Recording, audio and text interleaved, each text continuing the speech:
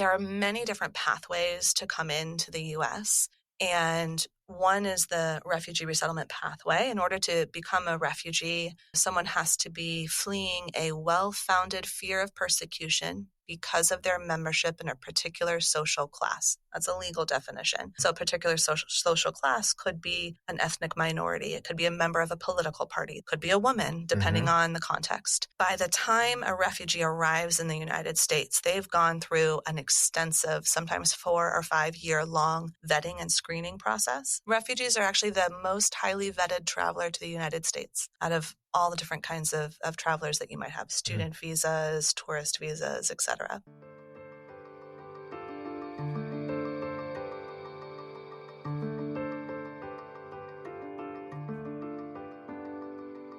Hi, I'm Jeff Holden. Welcome to the Nonprofit Podcast Network.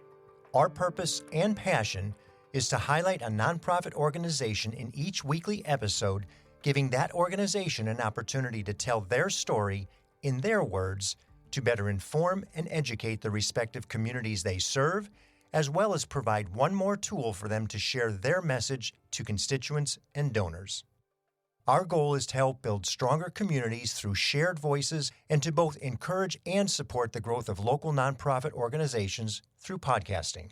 Thanks to our founding partners for their foresight in helping us transform the way conversations start. CapTrust, fiduciary advice for endowments and foundations. Runyon Saltzman Incorporated, RSE, marketing, advertising, and public relations creating integrated communications committed to improving lives. And Western Health Advantage, a full-service healthcare plan for individuals, employer groups, and families. I want you to think about something for a moment. It's a feeling I'd like you to evoke, maybe even an image. It could be from grammar or high school, but you'll get it when I explain. There was something you wanted to be a part of, maybe picking sides for a team of some sort or a club you wanted to join. Maybe it was just to be a part of the cool kids. Remember that anxiety, maybe even the feeling of rejection if you didn't get chosen? Possibly the fear of getting picked, and then what? That can be a terrifying experience. Now add in the fact that maybe it was a new experience for you with all new people in a new neighborhood. You're starting to get a visceral sense of it all. Pretty uncomfortable for me as I reminisce about my own personal situations when that would occur. Now take that sense and imagine it in a completely foreign country, in a different language and culture and maybe even belief system. And you're not alone. You're with your family that you're responsible for. Worse yet, you may be running from a group as opposed to wanting to be involved with them. It's even possible you were taken unwillingly and now you've been recovered, as in a human trafficking situation. This is what many of our immigrants and refugees are faced with every single day. Can you imagine the relief of finding there is someplace you can go to get the support in your own language with people who understand your culture, your faith, your traditions? Well, that's what this episode of the Nonprofit Podcast is going to address. I'm speaking with Jessie Mabry, CEO of Opening Doors, an organization that supports our immigrants on their journey to self-sufficiency in our community. No stranger herself to the nonprofit space, Jessie has served with the Peace Corps and held leadership roles in a variety of nonprofit and social service agencies that represented concerns all over the world. She's now been with Opening Doors for over 5 years and is about to share with us the significance of what this over 30-year-old organization has represented to those in our region to provide stability and a sense of belonging. Jessie Mabry, welcome to the Nonprofit Podcast Network. Thank you so much for having me. I'm happy to be here. And we're happy to have you. You know, many of the organizations that we talk with have a name that's really descriptive of the organization. Yours, Opening Doors, is very visual, but not necessarily descriptive to the mission and purpose of what the organization does. Sure. Can you tell us, give us a little history about the organization and what it is you do? Yeah, we got started in 1993 as an outreach ministry of a local church that was walking alongside newly arriving refugees. At that time, folks were coming here from the former Soviet Union. And that sort of volunteer group worked together for about 10 years and then incorporated as a 501c3 in the early 2000s. And that's when we got our official name of Opening Doors. And, I like to think about it in a couple of different ways. One is, opening doors to new opportunities, right? Opening doors to the next steps on the journey of immigrants, refugees and survivors of trafficking. And I also think about it in terms of neighbor welcoming neighbor and opening doors to our neighbors. Sure, here you are in the neighborhood. Let's bring some cookies or a greeting of some sort. Yeah. And either open our doors to or your door to us. Yeah. Who are these new people? Absolutely. Yeah, in so many ways, too. Mm-hmm. In over 30 years, you've been serving a large constituent, and I would imagine that once it got started and the word was out about the organization and the help that you provided, it connected with the immigrants and the refugees from the source. And you said predominantly from Russia initially? At that time, yeah, in the early days. Who is it you see today coming across? Right. So over our 30-year history, we've welcomed folks from different parts of the world, sort of as conflicts break out in other countries, that forces people to seek safety, and eventually they end up here in Northern California. Today, and for the past few years, we've been welcoming predominantly Afghan refugees coming to the U.S. since the Taliban has taken over. Our second largest group would probably be Ukrainians coming here because of the war in Ukraine. And then we also see a really large number of folks from sort of the Northern Triangle countries, El Salvador, Honduras, Guatemala, Venezuela is coming. We're seeing that more and more frequently as well. We do see other nationalities as well, but those are probably the most common right today. Understood perfectly from the standpoint of the conflicts in a lot of those countries. Right. What about the change, if you've seen a change, or have you seen a change pre-pandemic to post-pandemic? Well, Afghanistan and Ukraine all sort of happened around the same time that was happening.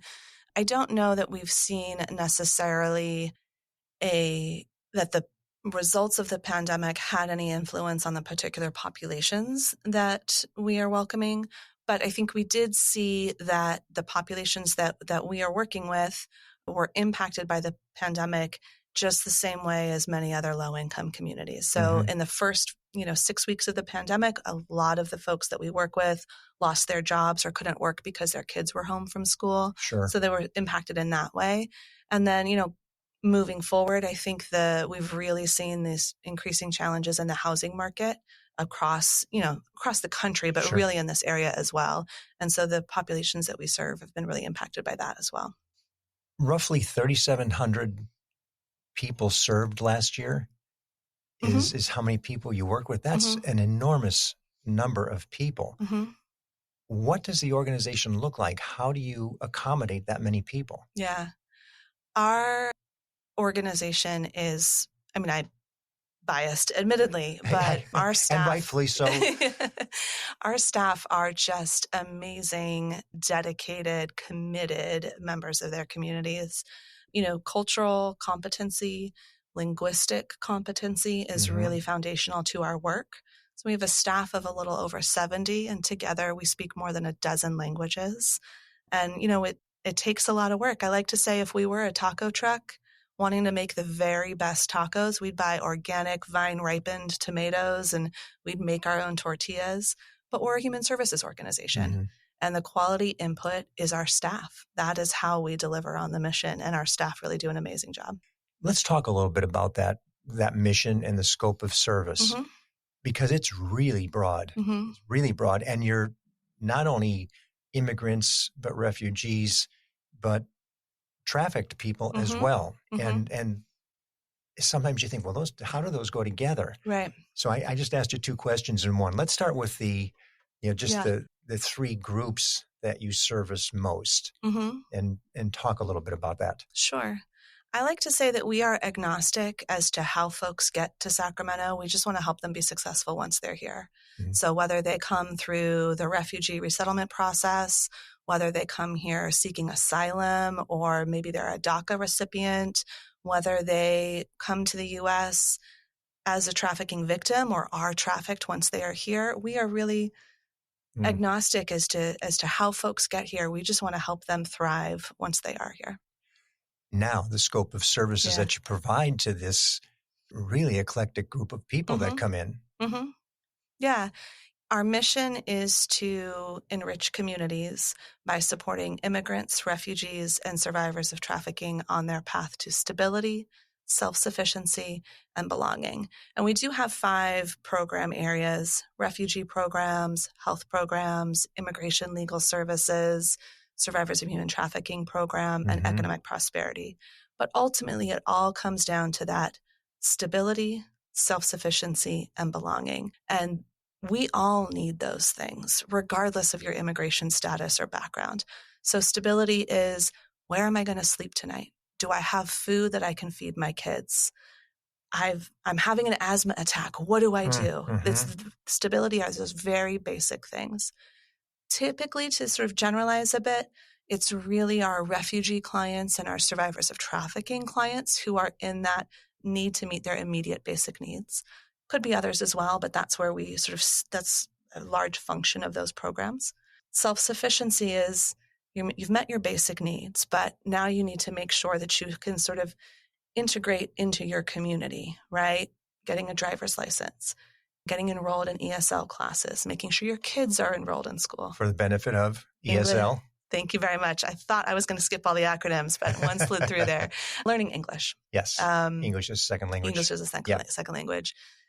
Working with a job center or finding employment, any of those types of things would be in that sort of self-sufficiency place.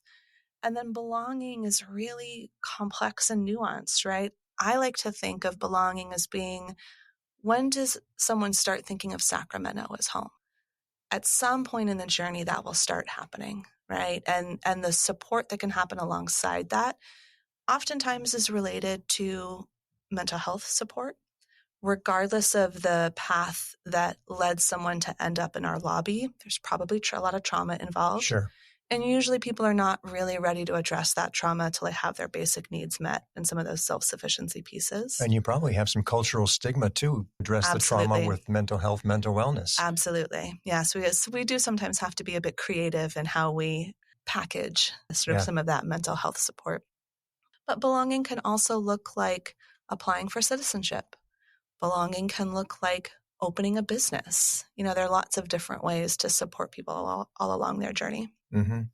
Legal services, attorneys, healthcare services, physicians and medical care teams. Are they actually employees, or are they services that you employ outside? So I'll answer those questions one at a time because it's a bit different for the two. In terms of legal services, we have a legal services team. We have attorneys on staff. We have legal assistants, and we provide immigration legal services. Many people don't know this, but immigration court is civil court. So there is no right to representation. So if someone is going through perhaps applying for asylum or something like that through the immigration court system, if they don't get representation, if they can't afford the thousands of dollars that a private sector attorney will charge, if they can't get services from an organization like Opening Doors or someone else providing pro bono, they go through it on their own. They go through it on their own if they're a minor. Attempting to represent themselves? Yes. If they're a child, if they don't speak English, if they're not literate, doesn't matter. There's no right to representation. So there's an incredible need in our community for pro bono or even low-cost immigration legal services. We unfortunately turn away, for every case that we can accept, depending on the type of case, we turn away 20 to 40 people who are eligible for our services. Would have been my next question. Yeah. How many don't get the service? Most people will not get the service. And there's a lot of data that shows that the outcomes, as to be expected, are much better when someone is represented by counsel. Sure. So we do have attorneys on staff and legal professionals on staff to provide those services. For healthcare, we actually contract with various different therapists or social workers or things along those lines. We have in the past hired counselors or therapists ourselves, but we actually find that by having a sort of bench of contract therapists, we're able to provide greater language diversity in that and better respond to the needs of our population. So we're always looking for therapists that speak Spanish, Russian, Farsi, those sorts of things. Hmong, I would imagine. Yeah. And then we also in our health program do some healthcare navigation.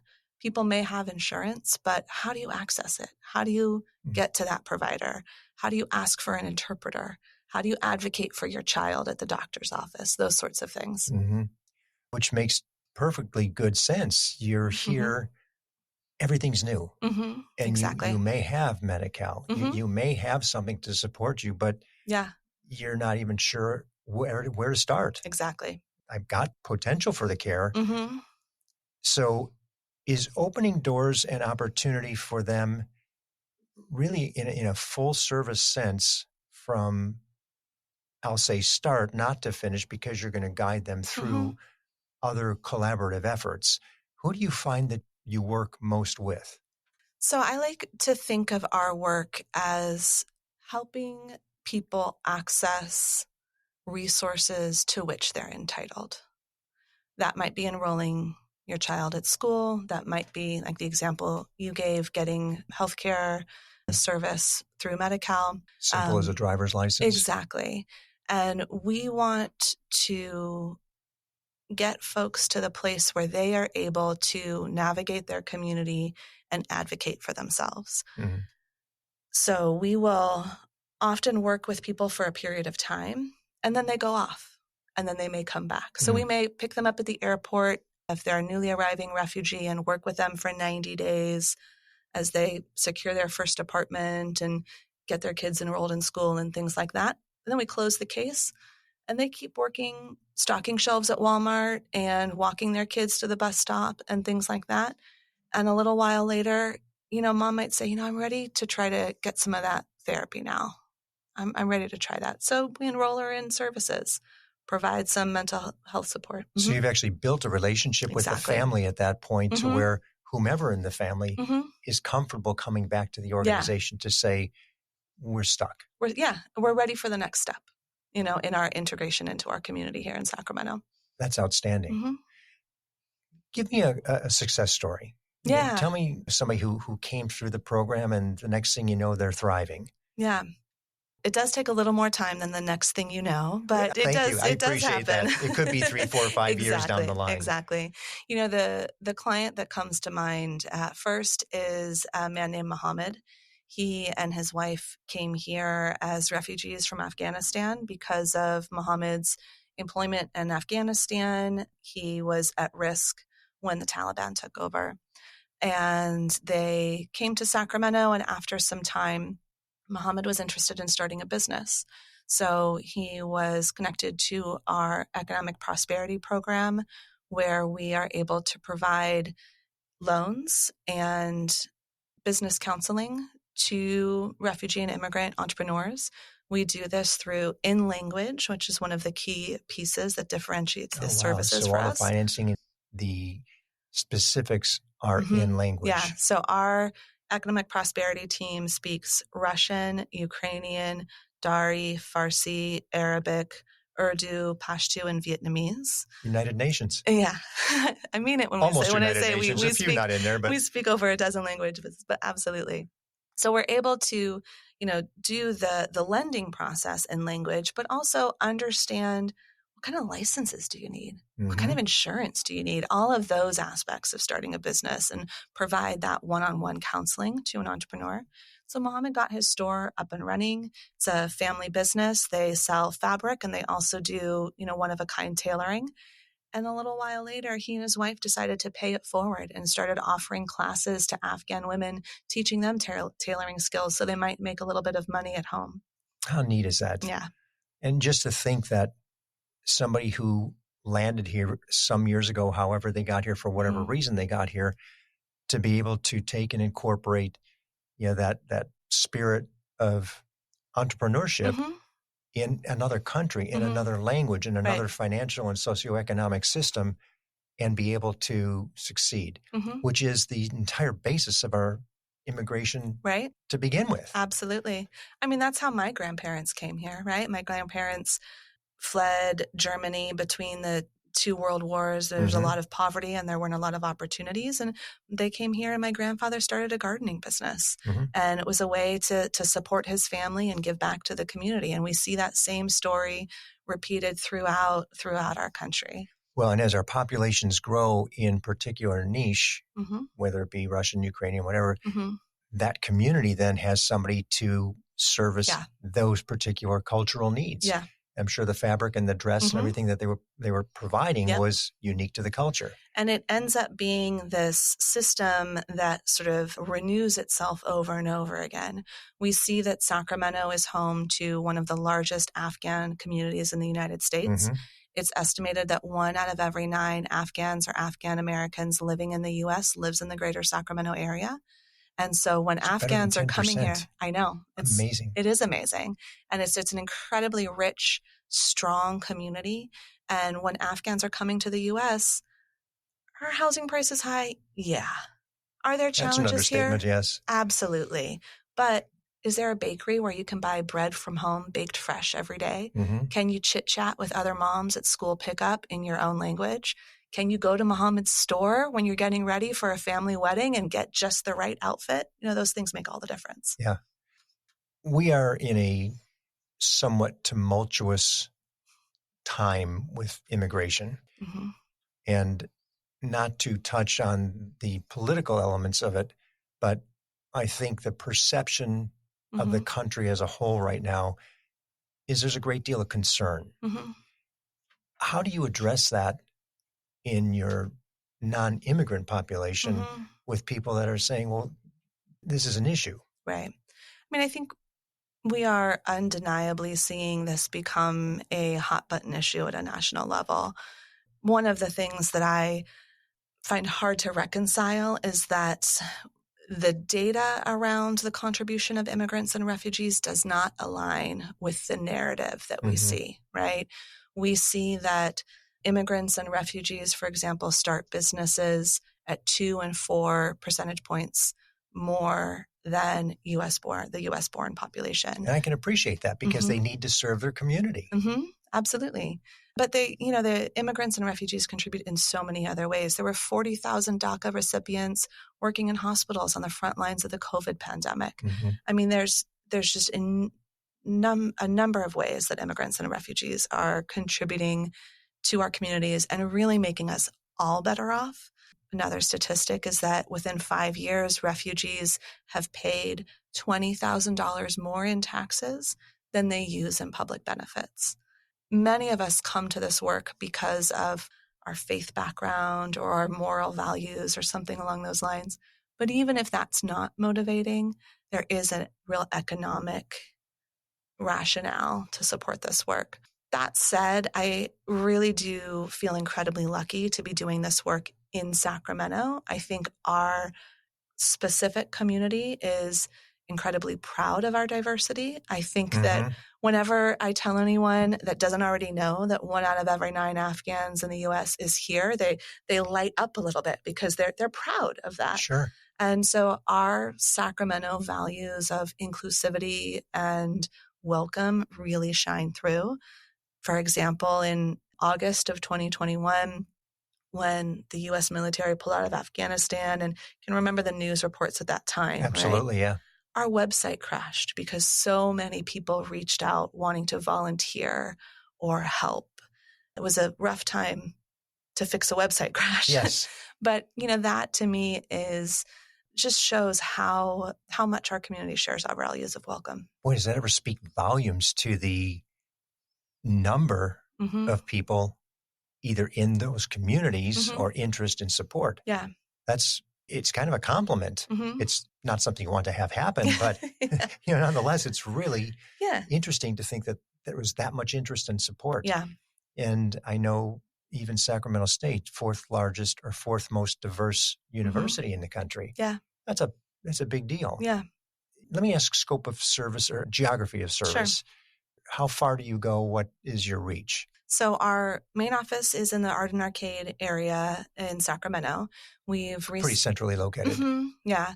We've recently opened a satellite office in Yuba City where we have a small staff up there as well. And I was going to say, that's why I was asking. Yeah.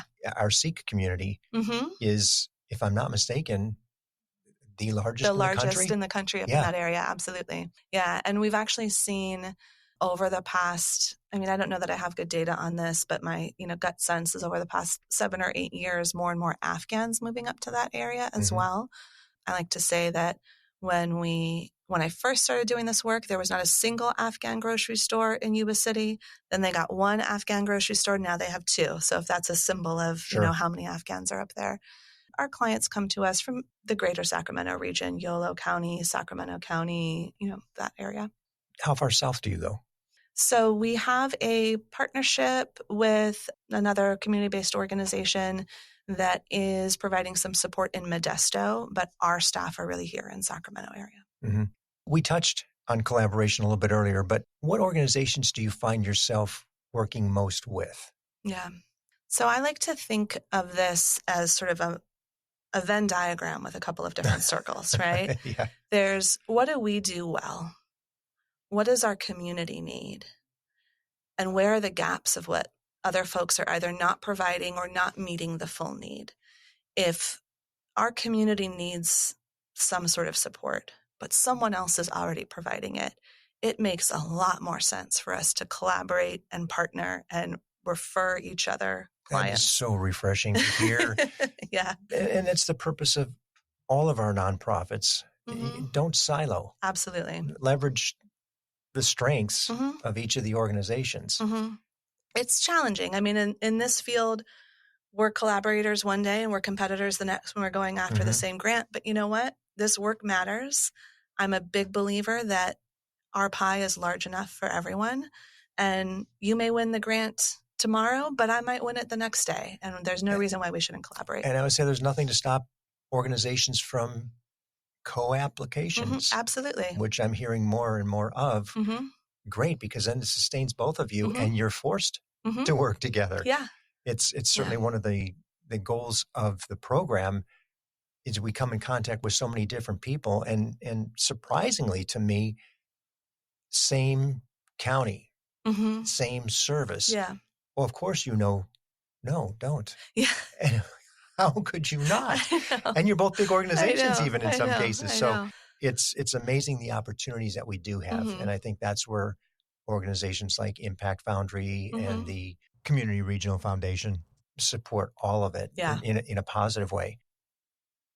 We'll be back with more with Jessie Mabry from Opening Doors right after these messages from the people who make this program possible. I was in the media business for over 35 years and had the great privilege of working with Runyon Saltzman, RSE, Marketing, Advertising, and Public Relations. We collaborated on many different campaigns, but their commitment to the nonprofit sector hasn't changed since their founder, Gene Runyon, started the agency.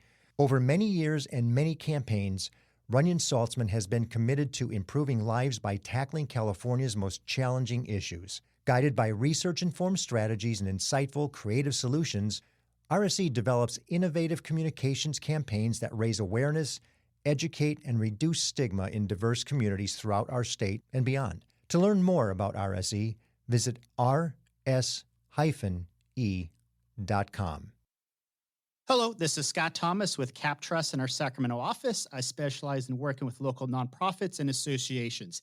Annually, we survey private and public nonprofit organizations across the country to better understand challenges they see in today's environment. In our more recent survey, we heard concerns about proper board governance, mission-aligned investment, and how to implement alternative investments. If you would like a copy of the survey or to discuss your organization, look me up, Scott Thomas at captrust.com. I'm thrilled to have Western Health Advantage partnering with us as they do so much to support so many nonprofit agencies in our community. As a truly local health plan, you'll find individual and family options, employer options, plans for CalPERS and Medicare Advantage. From medical services to pharmacy, health and wellness support, as well as behavioral health care, Western Health Advantage has a plan that fits what you need. As an employer, for profit or nonprofit business, individual or family, you can find more at westernhealth.com. Let's talk a little bit about money. All right. How are you funded? And you're a pretty good-sized operation at around $10 million a year. Yeah, that's correct. So we are overwhelmingly funded by government grants, over 90%. Multi-year? Yeah. Good. Yeah, there's a real mix. given the type of work that we do, human services work, we'll probably always have a significant chunk of our budget from government.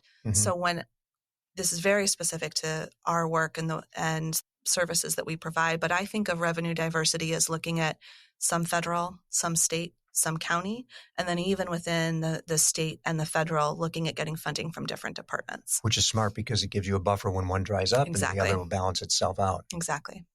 What are you seeing in terms of the anticipation going forward near term?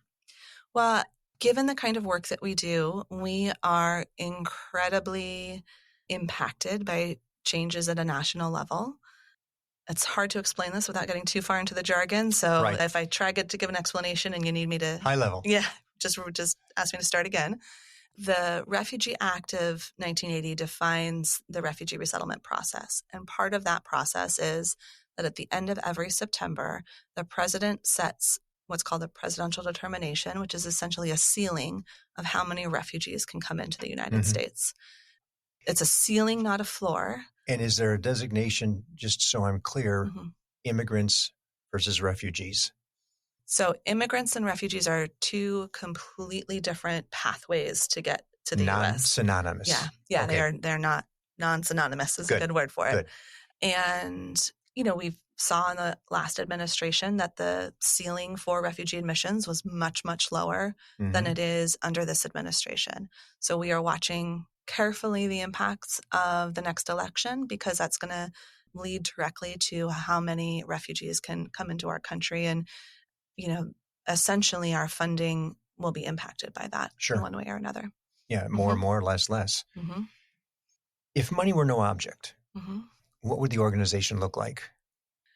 If money were no object, so you asked a question about, immigrant versus refugee. There are many different pathways to come into the U.S., and one is the refugee resettlement pathway. In order to become a refugee, someone has to be fleeing a well-founded fear of persecution because of their membership in a particular social class. That's a legal definition. So a particular social class could be an ethnic minority. It could be a member of a political party, that sort of thing. Woman. Could be a woman, depending on the context.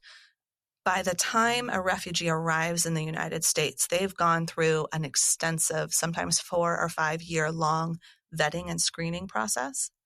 And I'm going to stop you just for a second there because I think that's important for everybody to understand.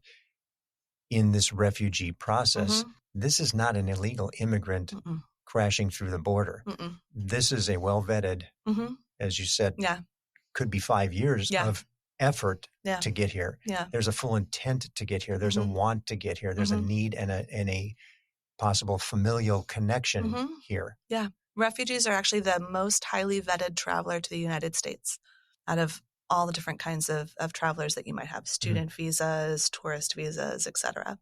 So in comparison to refugees, asylum seekers would be folks that get to the United States and claim asylum upon entry. This is often folks don't understand this, but there is only one way to claim asylum in the U.S., and you have to be at a port of entry. That's, for most, that's going to be at the southern border, but it could be a Chinese student gets a student visa and then flies into San Francisco airport. And as he's passing Customs and Border Patrol, makes a claim for political asylum, for example. So it is legally not possible to claim asylum outside of the United States. Oh. Yes. Very helpful to know. Yeah. Did not know that. Yeah. Once someone claims asylum at the border, there is a very low bar, what is called a credible fear interview. They're not trying to actually determine all the facts, but just get a sense of, is this a credible asylum claim? And then what typically happens is that then the individual is what's called paroled into the country and then waits for their asylum hearing in court. This also can be a multi-year process, 3, 4, 5, sometimes even more years. Okay. And they're here. Got it. They can work. 180 days after they apply for asylum, they can apply for work authorization. Perfect. The basis for asylum is the same as the basis for refugee status, a well-founded fear of persecution because of their membership in a particular social class. It's really about where does someone make the claim of that persecution? So refugee starts Overseas. in home country. Mm-hmm. Asylum starts here. Exactly. Wonderful explanation. Yeah. So now you got all the money in the world.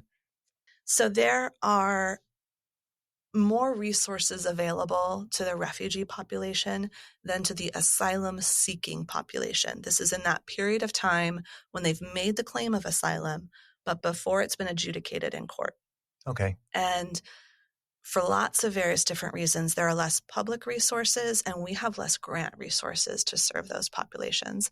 That's an area that I think really needs some significant support, even just helping people get to that 180-day period. And 6 months of doing what? Well, exactly.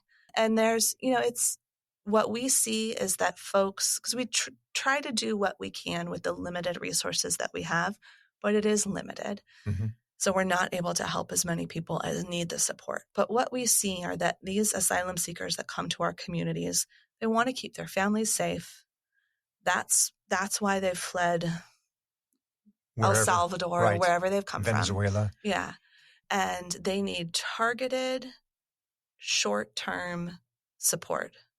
Once they can get a job, they are off and running, and they don't really need much support after that. So if we had unlimited resources, I'd love to be able to extend the services that we currently provide to refugees to asylum seekers as well. I think another piece for us to think about in terms of unlimited resources is really what we need is flexible, unrestricted general operating funds. Because of the nature of our work, we are pretty consistently responding very quickly to outside factors that are beyond our control. Mm-hmm. There's a bomb at the gate of the Kabul airport, and all of a sudden we see those numbers go right up. Or Russia invades Ukraine, or whatever it is, and they end up having really significant impacts on our work. If we have a multi-year grant with specific allowable activities that was set before Russia invades Ukraine, we're not able to use those resources to respond in a timely manner. Oh, why is that? Because grant contracts are written as if and you have to fulfill the specifics of the grant. Specifics of the grant. Wow. Mm-hmm. That's got to be frustrating sometimes when you know you've got the money and you can't use it for a particular application. Absolutely. Well, that's a great segue. Now we're off the yellow brick road and we're back into reality. What is the greatest need? I think it's that general operating support that allows us to be flexible in probably two different ways. Flexible, responding to a crisis faster, frankly, than the government can get up to speed and respond to it. It also allows us to be flexible and really respond to the whole needs of the individual we're serving. We may have grant funding, for example, to provide legal representation to someone seeking asylum. But if they're having mental health challenges because of the trauma they've experienced, that can sometimes get in the way of them being a good partner with their attorney for their case. Flexible funding allows us to then get that individual some therapy services or something along those lines. Volunteers. How many volunteers do you have? I would imagine you've got a cadre of them. Yeah. Because of all the different dialects and languages. Yeah, we use volunteers in a couple of different ways, and folks can go to our website to sign up and learn more. But people can volunteer for support that anyone can do. Picking a refugee family up at the airport and helping transport them, or sometimes, if it's a family of 10, they might have a lot of luggage and we might need 2 cars to get them to the or to the apartment after the airport. We also try to match volunteers with really specific skills to very tailored opportunities. So for example, we've had a volunteer with some graphic design and marketing experience who's provided some pro bono support to some of our micro entrepreneur clients as well. Or I'd imagine even vice versa, as somebody comes over from wherever they come over from who's in that particular field, the ability to give them comfort to know that this job is real here too, and we have the ability to assimilate you into something work of some sort Yeah. when the ability or opportunity presents itself. Mm-hmm. I just love the elements of everything that's going on. And I'm sure there's frustrations when it gets into some of the more difficult, the legal cases and the less than just simple home work medical process where it's abusive situations or trafficking situations, and those are a lot more difficult. What's the best way for somebody to get in touch with the organization? They could go to our website, openingdoorsinc.org, and there you can learn about ways to sign up to volunteer, support with a contribution, or any of those sorts of ways to get involved. And I do love the website. We've got it up in the background here for the visual side of this thing. But the website has a lot of information on it and easily navigated in English. And I'm sure you have other languages that it populates in as well. But it's a testament when you see something like that to say you understand the community you're serving. And that's just fantastic. Thank you. Well, Jessie, you and your team have incredibly challenging work to do. And you are doing an incredibly great job at doing it. Your passion is palpable. I love you can feel it. And it's one of the reasons we like to do these in person when we can, because you don't catch this off of a screen. Yeah. And you don't see it, you don't feel it. It's just a little less real. Yeah. But what you're doing and the work you're doing, especially in this time, in this space in our country, is not easy, but it's got to be so gratifying. And to the communities that you serve, especially our greater Sacramento community, what a blessing that we've got an organization like this to support those people who really need it, and to find out that we've got one of the largest, Afghan populations. We know we've got one of the largest Sikh populations. I would imagine that our Slavic population is huge in terms of the country. So, we continue to be the Sacramento that we are, where we're one of the top multi-ethnicity cities in the country. Yeah. And it's because of people like you that allow us to get there. Well, I just want to say that none of this would be possible without the community in Sacramento. And that's, everybody is a part of the welcoming community. You and I, as well as our Afghan or Salvadoran neighbors who are welcoming their family members here. And while there are certainly challenges to this work, something that I think doesn't get enough attention is how much joy is in this work as well. We're talking about families getting reunited. We're talking about parents who are able to secure safety for their children. There is an incredible amount of joy amidst all of the challenges. Well, and going from mental anguish to mental health, to the ability to see that I'm going to be okay. Not only am I going to survive, but I can actually do something and contribute. And, on that side, we know work is gratifying. Work is what gives people purpose. You flip that around to where your work is supporting and it's giving back. That's what creates gratitude. Yeah. And it's visceral. Yeah. So thank you for what you do. Thank you so much for having me. Happy to have been able to share these stories. And there's a little bit of a history lesson here. So I think people are going to learn some things in a technical way as opposed to just a holistic way about the organization. Thank you. You're welcome. Thank you. Thank you for listening to the Nonprofit Podcast Network. I hope you enjoyed the episode. If what you heard moved you, please reach out to that organization and do what you can to help. If you like and appreciate what we're doing to support local nonprofits, please give us a positive review, subscribe, and share. If you're a nonprofit with an interest in participating in an episode, you can reach me at jeff@hearmenowstudio.com. If you have a need for the services or products our sponsors offer, please reach out to them. CapTrust, fiduciary advice for endowments and foundations. Runyon Saltzman Incorporated, RSC, marketing, advertising, and public relations, creating integrated communications committed to improving lives. And Western Health Advantage, a full-service healthcare plan for individuals, employer groups, and families. The Nonprofit Podcast Network is a production of, is recorded at, and edited by Hear Me Now Studio.